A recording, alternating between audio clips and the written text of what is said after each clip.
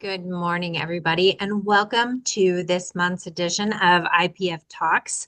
I am Kim Williams with the Indiana Parkinson Foundation, and this is our monthly webinar where we bring educational speakers to you in your own home so that you can learn more about resources in your community to help you manage your disease. And so today, we have Dr. Leslie Hodge, who is not only an amazing pharmacist, but also a dear friend. And we are so blessed to have her on the webinar today. She is going to be sharing some great information on medication management and how you can not only make it simpler, but also how you can just have a better understanding of what you should be thinking about when it comes to your medication. So, Leslie, welcome and thank you so much for being here with us today.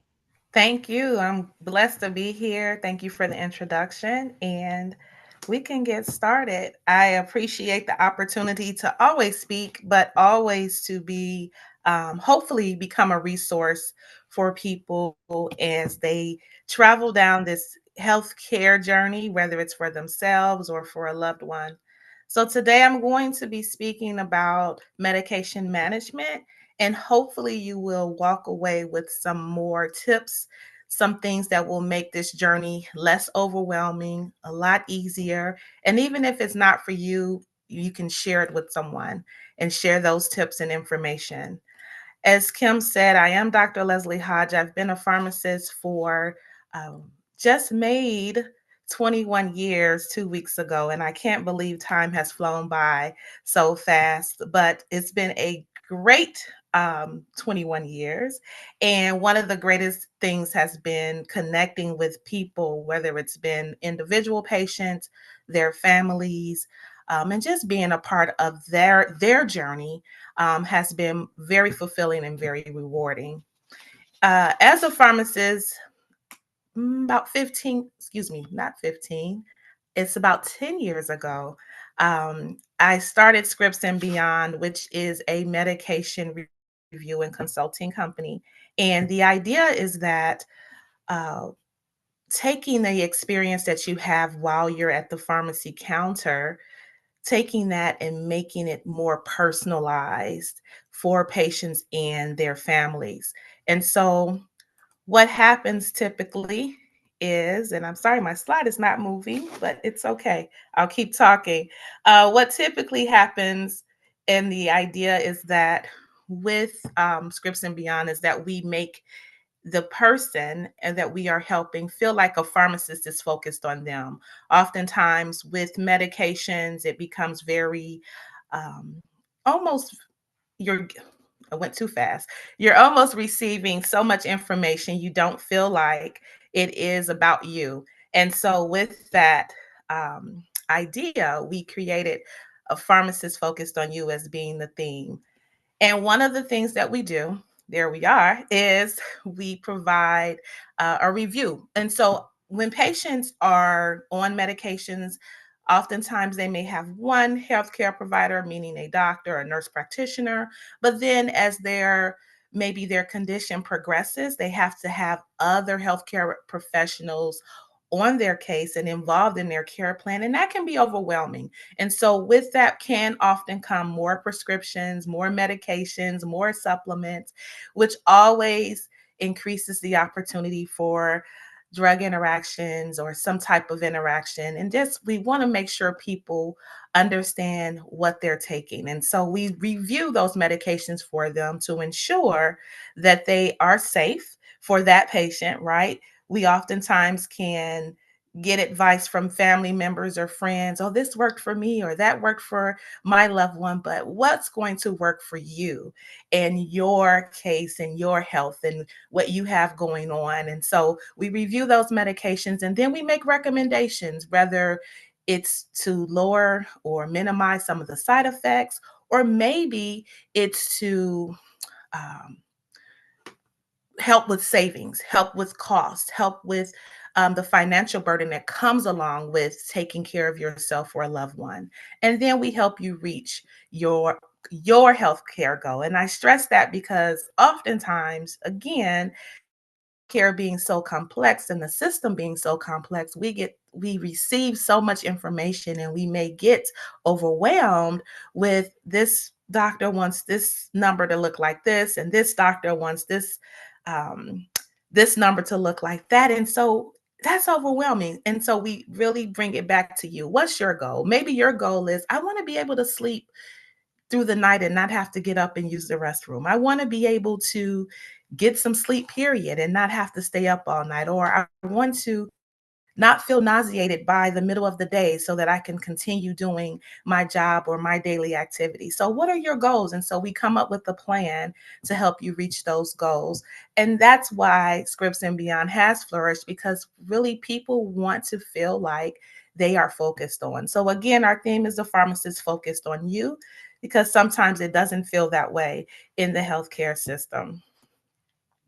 Today, key topics we're going to talk about are just understanding medications and recognizing those side effects, as well as some medication safety tips, and then communication with healthcare providers.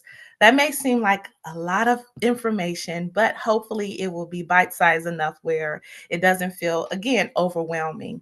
So, when we talk about understanding medications, did you know that 7 out of 10 people take at least one prescription medication? So we're speaking of not just taking medication maybe over the counter where you walk into your local pharmacy or drugstore and buy something for a cough or buy something for a runny nose or an upset stomach. We're speaking of those prescription medications where you have actually gone to the doctor, the hospital, somewhere where a healthcare provider has been assigned to you and they have diagnosed you and given a recommendation and written out a prescription for you.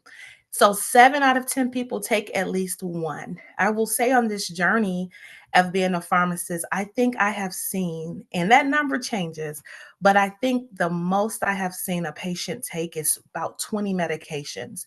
So if you think about how to manage 20 different of anything, let alone medications, which has to be very vital to their survival and just how they're it becomes very important to make sure you have a system in place and you have that support.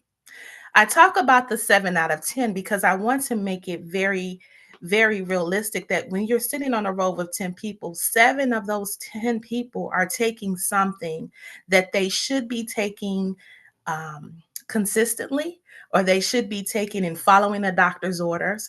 They should be taking a certain way, or maybe they should be having some type of follow up to ensure that it's working properly. So, even with one medication, that can come with some additional steps and some additional practices that they need to have. When we talk about commonly prescribed medications, I want to just speak of some of our common conditions that we may see in the community, right? And so I have this conversation quite often when I am teaching. What are some conditions that we can almost, and I hate to say it, but it's a reality that we can almost guarantee we're going to see someone being treated for? So that can be high blood pressure, that can be high cholesterol, that can be diabetes, that can be COPD, that can be asthma, that can be some type of mental illness, something.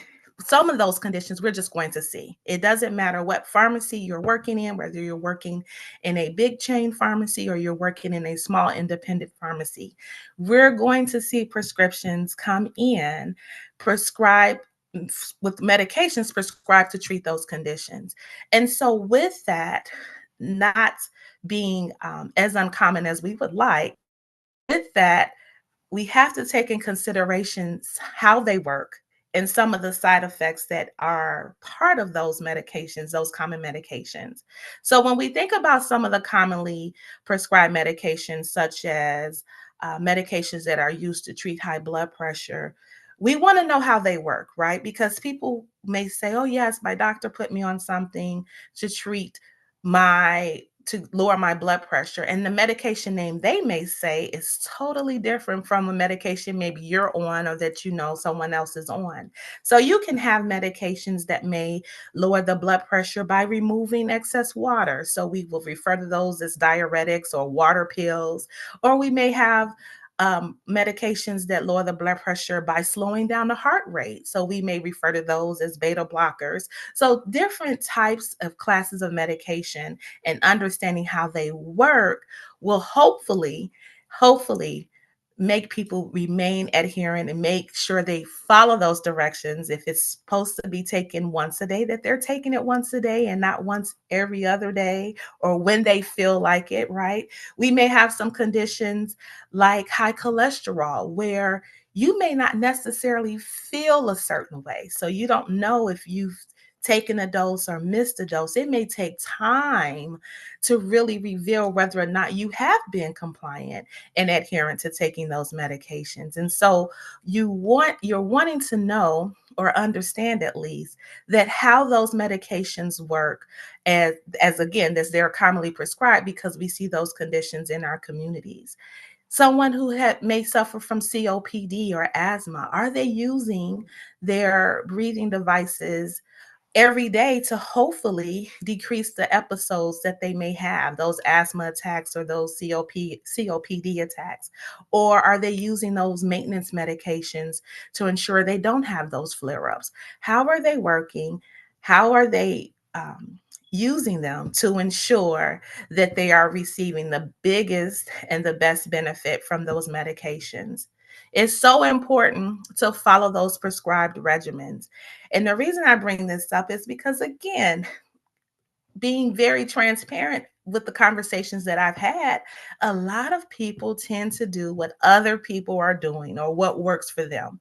And by nature, I think we gravitate right towards someone who may be experiencing or has experienced what we're experiencing and say, hey, if that worked for you, maybe that can work for me. So someone may say, oh, I only do it once a day and I'm fine. Well, we always have to consider that we are all individually fearfully and wonderfully made. And so we cannot just take what instructions were given to person A and apply it to ourselves. We want to make sure that we follow the prescribed regimen. So if the regimen is to do something once every 12 hours, what does that look like for you and your schedule? What does that look like for your loved one that you're caring for? If something is prescribed once 4 times a day, how are you ensuring that you're getting all 4 doses in every single day? Not 3 times a week, not 4 times a week, but 7 days a week. How are you ensuring that? When we talk about following those instructions and those prescribed regimens, we have to make sure we understand and recognize side effects. So, commonly experienced side effects, and hopefully, this image is something that maybe you're familiar with in a way that you're aware of it. Not that you've experienced it, let me say that, but that you're aware of these are some common side effects that are commonly experienced with those commonly prescribed medications that I was speaking of.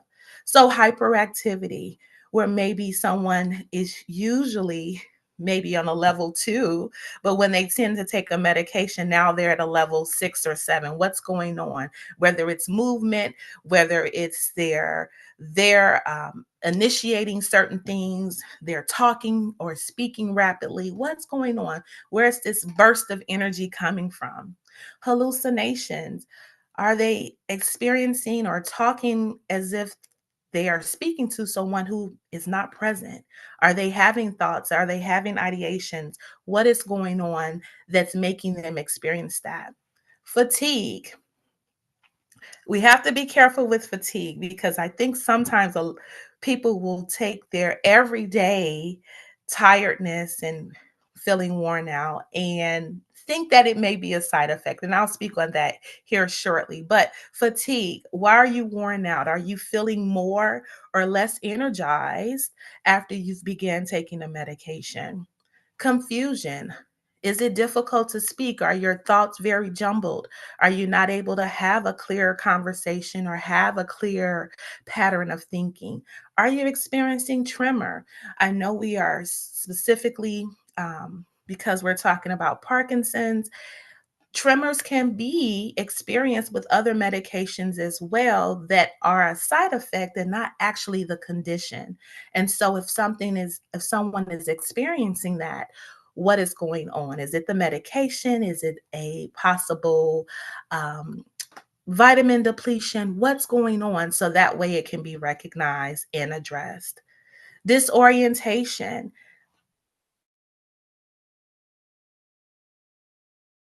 scattered, speak, what's being said, not being said, all of those types of patterns may be recognized. Weakness, maybe again, that burst of energy, we talked about hyperactivity, but maybe now it's very difficult to do daily activities. It's very difficult to move from point A to point B, or even sometimes get out of the bed or get up off of the couch, or even some type of movement, just feeling really weak. Could it be a type of fatigue that is affecting the muscles because of the medication, or could that be a progression of the disease? Depression. Depression looks so different for different people. We don't want to just say, oh, depression is when you can't get out of the bed, or depression is just when you're crying uncontrollably, excuse me. Depression can look very different for different people. It can be withdrawal, it can be change in behavior, it can be um, isolation, in the sense of, yes, people may still come to work, people may still come to social gatherings, but they don't feel like themselves. They want to be to themselves. Those can be some symptoms or some signs of depression. How do you identify or recognize those side effects versus a condition progressing? So I shouldn't say always, I tend to tell people when they are starting new medications to keep a journal of what they are experiencing. I call it a baseline. So before you start anything, what's your typical day? What does your typical day look like? How do you typically feel? What things are easy for you to do? And then, based on whatever medication they have been prescribed, and we have discussed what are the potential side effects, because again, you may not experience those side effects that your friend or your family member experienced, but being aware that it's a potential is very, very empowering. So you can know, if that does happen, that this is a side effect and not a new condition, then maybe there's some changes that can be made. So, again, going back to how do you identify if it's a side effect? If you know what side effects you're looking for or watching out for, and you begin to experience them, you can easily, readily have a conversation with your healthcare provider and let them know, I started medication A. As a result, now I'm noticing that I am very tired. I'm very fatigued. I don't have any energy. Or I'm starting to notice that I cannot get my thoughts together. I'm very disoriented. I'm feeling like I'm withdrawing from certain things. They can recognize that and say, okay, that may be a side effect. Doesn't mean it's a new condition. We can either change the medication, or maybe we can change the frequency at which you take the medication, or maybe the time of day that you take it. Some medications may have a side effect that you can sleep through. I like to say that you can sleep through, where the idea is, if it makes you very tired, then we don't want to take that medication during the day. Let's move it to the nighttime. That way, the side effect of the drowsiness or nauseated feeling, you can sleep through that and then still have the benefits when you wake up through the rest of your day. So, those are just some tips on the conversations that we have, but most importantly, to bring the awareness to the patient or the caregiver.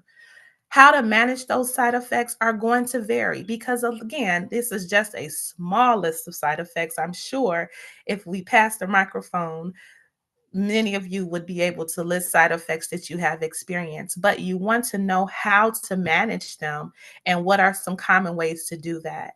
Some of the times, the common ways can include, some over the counter remedies as well. So if you have side effects like constipation, which I did not have on here as a visual, but constipation, diarrhea, headache, um, stomach acid reflux, things like that. There may be some over the counter remedies that you can use and take.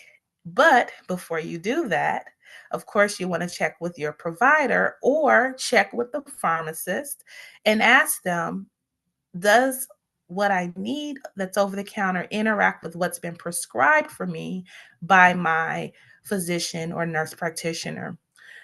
How to manage that can also include, again, the time of day that medications are taken, and also can include the types of food that is taken or eaten prior to taking the medication. There are things such as drug food interactions. There are things such as drug interactions. And so, drug meaning medications that interact with each other, whether it's prescription and over the counter. And I would even throw in, for sake of conversation, even some supplements and some vitamins and some herb products that people may begin to take on their own, but have failed to tell their healthcare provider that they're also taking that. Be very careful about taking anything in addition to your prescribed medication that you have not checked to ensure that they do not interact. Also, types of food. Foods that can either prevent the medication from absorbing properly in your body, or it could speed up, I like to say, increase how rapidly it is absorbed in your body, and you're not able to get the full benefit. And so you may experience, oh wow, why am I feeling so tired? And it's only 2 o'clock. Well, maybe you've taken that medication with some food that sped up how quickly the medication was absorbed, and then it's worn off. So you're not getting the full benefit that you would have if you had avoided that food. When you talk about the actual medication and how to, my slide should change here, how to store it, how to store it safely, that becomes very key as well. Oftentimes, especially going back to that patient who's on 20 medications, storage is going to be very important. But storing it safely, what do we mean by safely? Storing it out of the reach of children, out of the reach of pets. If you have pets, we have to protect them as well. They can get into things when we're not watching. And so we want to make sure that it's stored in a place that's safe. We want to also make sure that if we're going to organize medications, that we have a system where we are able to know what we have placed into maybe a medication reminder so that we're not duplicating, because that can happen, duplicating medications on certain days. If you're on medications that require you to take medication multiple times a day, maybe having different color medication reminders may help. The blue is for the morning, green is for afternoon, the yellow is for evening. Things like that can help you stay organized and help you ensure that you're not creating any type of errors or any type of mishaps. So let's talk about the errors that can typically happen. We've probably had or have seen where medications look alike or they're the same color. One of the things and we laugh about it, when patients come to the pharmacy, they say, I need to fill my yellow pill. Which yellow pill? There are so many that are yellow. Or I need to fill the white tablet. Which white tablet? So knowing what the medication is going to be key, because oftentimes, not always, oftentimes though, your pharmacy may have to switch what we call manufacturers. So maybe you were using manufacturer who made a yellow pill, but now they are using a manufacturer that makes the white pill. So if you're only able to identify medications by their color, you are putting yourself or your loved one in harm's way as far as ensuring that they are receiving the medication that they need. You want to know the name of the medication, the description of the medication. So if you are organizing, as you see in the picture here, organizing a medication reminder, you are looking for that yellow pill that has the letter P on it. Okay, so we know that P is this drug. We're going to put this medication here, and they take this every day. But if switch to a white oblong football shaped tablet with a Q on it, we're going to know the description as well to ensure that we're not duplicating or even leaving out something because it doesn't look the same as it always has. So we want to make sure that even with medication safety, that when you are picking up prescriptions from the pharmacy or if you're receiving them through mail order, first and foremost, make sure that the name on the label is the name of the patient it's intended for. So if it's for you, is your name on there? If it's for your loved one, is their name on there? And then look and see what medication is being prescribed. Is it the medication that you're expecting? Nowadays, you should be able to look at the label on your medication vial or packaging, and it will tell you what the contents should look like. So it will tell you inside, you will see again, yellow, will stick with yellow, yellow tablet with a P on it, and it will tell you that. So when you open that bottle or open that package and look at the contents, you should see a yellow tablet with a P. That way, you know that the contents are correct. And that's important. And those 10 seconds, those 20 seconds can save a headache down the road.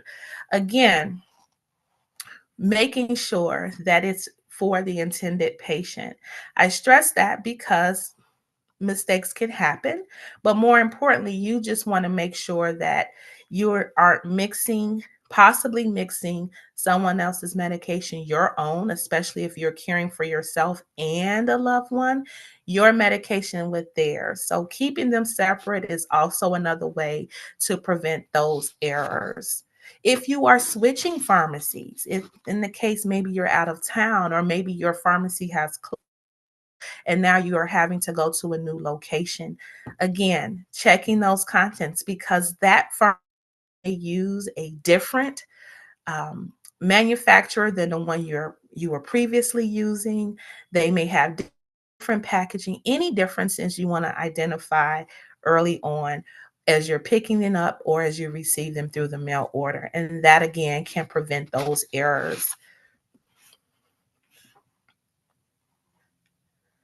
Communication with healthcare providers is so important. When you go to, whether it's your appointment or the appointment for your loved one, those 15 minutes go fast. And I say 15 minutes because that's about the average, give or take. And I know that can be another, if we pass the microphone, different experiences as well. But some of those appointments will say 15 minutes is the average. Um, it's not a lot of time. And so being prepared is going to prepare you and allow you to have the best use of that time. And so having questions to ask, knowing what your concerns are, having them written down is going to be key. We all like to think, oh, I'll remember when I get there. You won't. And I'm not being negative, I'm being realistic. You won't remember because there's going to be so much information coming at you at one time. And then that question comes. So what questions do you have? And you have this blank stare because you cannot remember. But if you have it written down, easily go to that resource and ask those questions. Those questions allow you to also build a relationship with your healthcare provider because they are going to be able to give you specific responses to your specific concerns, not generalized, not what you may experience, but what are you experiencing, and let's address that. Another healthcare provider where you could have questions and should ask questions is your pharmacist. Developing that relationship is going to be key as well. We oftentimes think about, oh, I love my doctor. I love my nurse practitioner. I love them. But what about your pharmacist? And I'm saying that in all fairness because it's really the last healthcare professional that you come in contact with before you go home and follow those instructions or that regimen that your doctor has prescribed.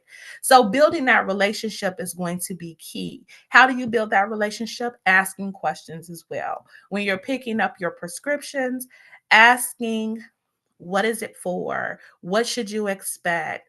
What happens if you miss a dose? How do you store it? Things like that are going to be key details about the medications that you are picking up. Every medication is not stored the same way. Every medication cannot be taken if you missed a dose. If you were supposed to have it at 2 o'clock and now it's 5 o'clock, what do you do? Do you double up? Do you skip a dose? You want to know and have a plan in place, again, for yourself and or your loved one. Building that relationship is going to be key because a pharmacist can notice patterns that you may not notice. Hey, I noticed that I'll say Miss Jones is starting to come into the maybe the pharmacy quite a bit, not so much to see us to pick up a prescription, but I'm noticing she's in the aisle where the sleep aids are, and she's in here frequently. I'm going to talk to her about that. Miss Jones, I see you picking up sleep aids. What's going on? Yeah, ever since I started that med, I'm not able to get a good night's sleep. We talked about earlier recognizing those side effects. Well, that could be, again, a side effect that she's experiencing because she started a new prescription med. Having that relationship, a pharmacist can let them know that is a side effect. Talk to your doctor, or I can give the doctor a call for you, let them know what we've noticed, and then maybe they can make some changes for you because obviously you need your sleep, right? So maybe the dosing that they recommended is not best for you, and a change of time of day that you take it would be beneficial. That's how relationships, having those conversations, seeing Mr. Jones constantly picking up something for diarrhea. We could look at his medication history and see, oh, you know what? These meds taken together over time can lead to diarrhea. Let's let him know, maybe separate it by 2 hours. Having those types of relationships and conversations can literally change how a person experiences life day to day, but also how compliant and adherent a patient is to their medication regimen. It's important to ask those questions. And so I have here, if you have your um, phone, feel free to scan that QR code and it will take you to a site where you can download checklists that I've created to help serve patients, individuals, and caregivers to make their interactions with their doctor or their pharmacist more beneficial so that they can understand the meds that they are taking and what's going on to ensure that they are doing what's best for themselves and their loved ones. It makes those conversations and it makes those 15 minutes in the doctor's office or those 5 minutes at the pharmacist counter really count. And that's what we want.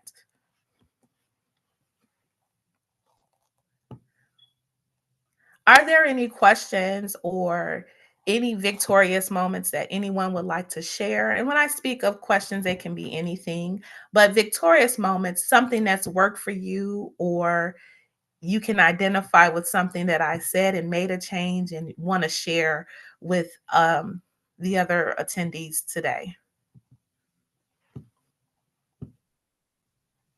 Leslie, I don't see any questions in the chat right now, but I will say, oh my gosh, kudos for that presentation because I think that education is so important for everyone, but especially those managing a diagnosis like Parkinson's. And as you probably know, many people with Parkinson's are managing a lot of different medications. And I always encourage them to keep that journal and make their list of questions throughout, you know, throughout their days and weeks and months, because again, when they get in front of that doctor, they may forget and the doctor says, Mhm. "Hey, how are you doing?" And they're just like, "I'm fine." And then they go home and then they're like, "Oh, I should have asked X, Y, and Z." Right? Absolutely, absolutely. It happens, and I'm so glad you said that too, Kim, about, keeping the journal, and I failed to mention this earlier, having that up-to-date list too, right? So if there have been changes or you now have to see a new doctor or, nurse practitioner, you're able to communicate quickly what those changes are. So yes, you were on medication A, but now you're on medication B, and this is the strength. And yes, they can probably refer back to that if they go through your chart. But again, that 15-minute time, make it count, right?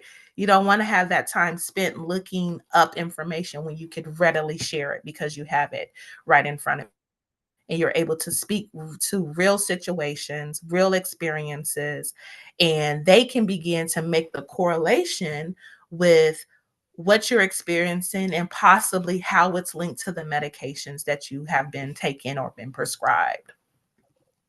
Absolutely. And, looking back at a chart doesn't always work. Correct me if I'm wrong, because if another doctor prescribed it, it's not necessarily in that specific chart. Am I correct? You are correct, and that's unfortunate. You are correct. That doesn't mean that eventually they can't get it, but and that's why I say real time, right? If you have it, you can say, yes, I was, or, my loved one was on medication A, that was stopped because he experienced hallucinations.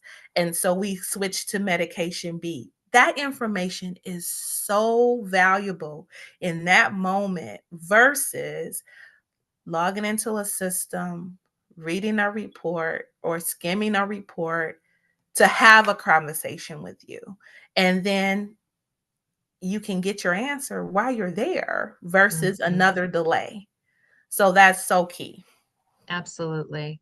Absolutely. And I love how you reviewed the different side effects because I know so many people I talk to, they may think that their disease is progressing faster than they thought it would, or, Mhm. they're experiencing new symptoms that they didn't, know were associated with Parkinson's. And a lot of times it's not necessarily the Parkinson's, it's more of a issue with the medication where if they're not taking it in the right way or not on time, it can cause some of these different symptoms or side effects that can easily be corrected with just that, making sure that you're doing it right, um, Absolutely. on time every time. On time, every time. Absolutely.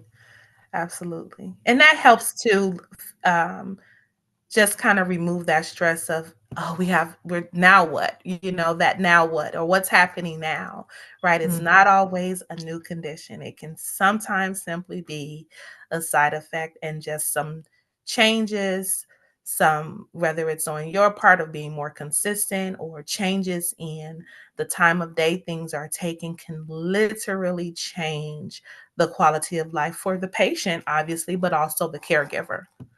Oh, absolutely.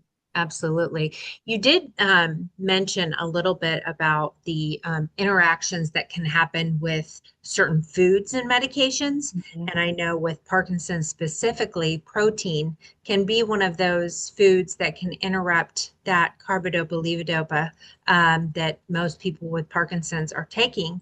Mhm. And so I would ask you, when someone is, told that, obviously there's this window that they have to watch their protein intake with Mhm. in regards to their medication timing. So, what do you recommend that someone eat if they can't have protein? Because a lot of times, if you're taking medication, you don't want to do it on an empty stomach necessarily because maybe Uh-huh. it causes you to be nauseous. What are there things that you're like specifically like, well, this would be okay because it's low in protein? Trying that with your meds. That's a great question, and I'm drawing a blank on specifically um, the foods that they can possibly eat in that crunch. But that is obviously a great question to ask um, their healthcare provider, and or if they can be connected with a dietitian or a nutritionist who Mm, can identify specifically some food sources that are going to that are not going to interact and cause that food drug interaction um, is going to be ideal. And I apologize because I literally blanked on what I typically do, because people do have that question times when I have helped some of your Parkinson's patients. What can be some of those foods they can consume in hmm. that crunch? Yeah. Now, do you, as a pharmacist and being in that world, do you often refer people to speak with nutritionists and dietitians? And if so, do you refer them to specific people or do you just refer them back to their PC or provider to help them find that person? Great question. I do recommend. I don't refer them to anyone specifically Mhm. because a lot of times it becomes a insurance issue, right? Oh, And you yeah. have to have the referral and things. Our healthcare system is so complex. It really is so complex. Hmm. I wish I could say, "Hey, go here." They will take you right away. It doesn't matter what your insurance, your insurance Yeah, coverage looks like. That's not the world we live in, right. unfortunately. But I do recommend that though, because a lot of times, depending on the condition, you will tie it back to diet. And I don't want to say diet, nutrition. You Mhm. tie it back to what a person is eating, and not only what they're eating, but when they're eating it, and what the benefits and the improvements you can begin to see. And so having that conversation, and I talk about and I've had this conversation too with our nutritionist, is we have to unlearn so many things before we can learn. And so having some of those initial consultations are just so mind opening. Like, oh, I didn't know that. And I always thought, and I was always told to stay away from this and that. And it's like, no, having that conversation, excuse me, to unlearn is why I recommend it.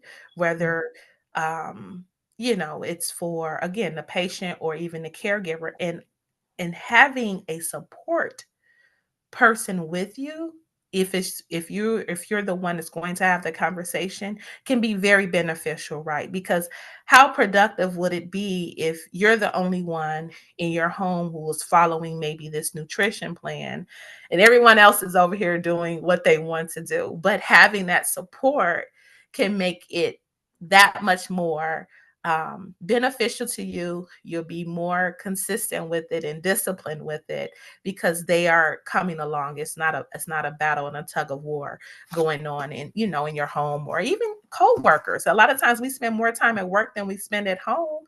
Hey, take your coworker with you and have them learn as well, so they can be a mode of support, but then also hold you accountable. Hmm. Absolutely. Absolutely. Well, and I think too, it's great just to have another set of ears It and is. eyes, just because sometimes in the midst of an appointment or a conversation, you may not hear something that someone else does, and or it's just nice to have that extra set of ears. And I know that you spoke a lot about the side effects, and something that I wanted to ask is, I know that side effects can come up like later down the road or maybe earlier on if the interaction is really severe. But how quickly should a person be reaching out when they're seeing those side effects, and who do they reach out to? Do they reach out to the doctor first, or what does that process look like? That's such a great question. I literally had a patient call Friday with this exact question, and I'm laughing because that's exactly how they worded it. Who do I call? Am I calling? Am I going back to the pharmacy and telling them, or am I calling the doctor that prescribed it, or should I just wait it out and see if it goes away over the weekend? Mm-hmm. That goes back because we want to, right? Because again, we have that what now type of what's happening now, what's going on now. Mm-hmm. What I recommend, and that goes back to a couple of things. Those questions that we're asking when we're at the doctor and they're prescribing, or when we are at the pharmacy and we are picking up that medication. And again, I know everyone is not using your traditional pharmacies as much anymore. A lot of it is mail order, but you do still have access to the pharmacy line to speak to someone live to get these questions answered. Um, I bring that up because they should be telling you some of the common side effects. Okay, let's be realistic. They're not going to list every single one and things for you to look out for. And then the literature that you receive when you have a medication dispensed to you contains from the manufacturer, these are the side effects that have been identified. So a great resource for you to read as well. To go back to your question, who do you contact? If something is going on, let's just say your doctor says this may make you this may make your feet swell. Okay, so you start medication A, you're doing fine. 2 weeks has gone by, 3 weeks has gone by. Week 4, you're noticing, wait, my shoes aren't fitting as easily as they did. Oh no, they did say my feet could swell. Who do I call? Call your primary doctor, PCP, whoever prescribed it. Let them know I'm experiencing swollen feet. And you mentioned that when you started me on medication A.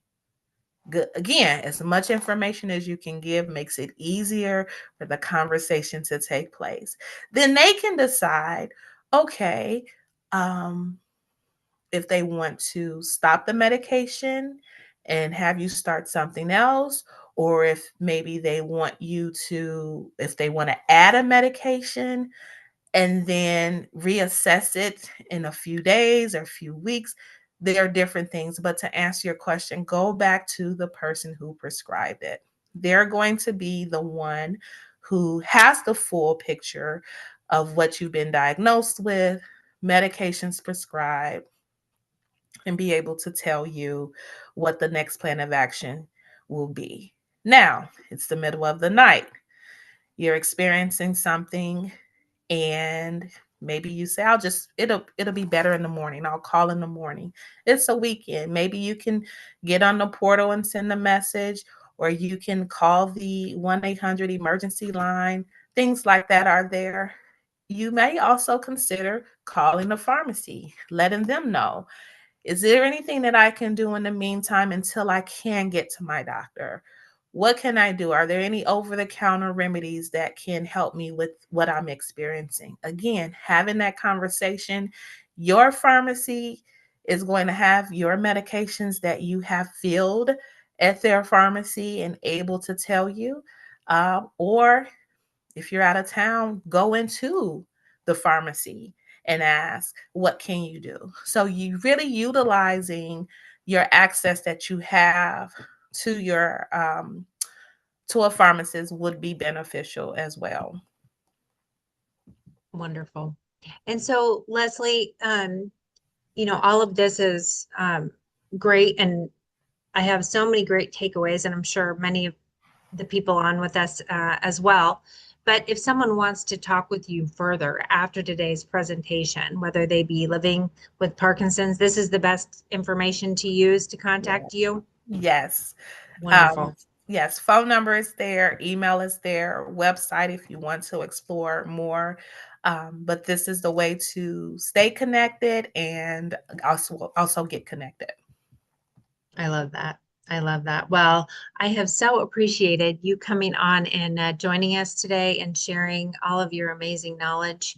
Because I know, as I said before, many people managing Parkinson's and many other diagnoses, they Mhm. have a lot more than just a couple of medications to manage. And having that person um, to refer to, talk to, and get important information from is huge. And even if they don't work with you, just knowing that, hey, that consult window is there for a reason. Absolutely. And, don't pass that up. Even if you are just going for something over the counter, walk up, introduce yourself, say, hey, I'm on A, B, and C.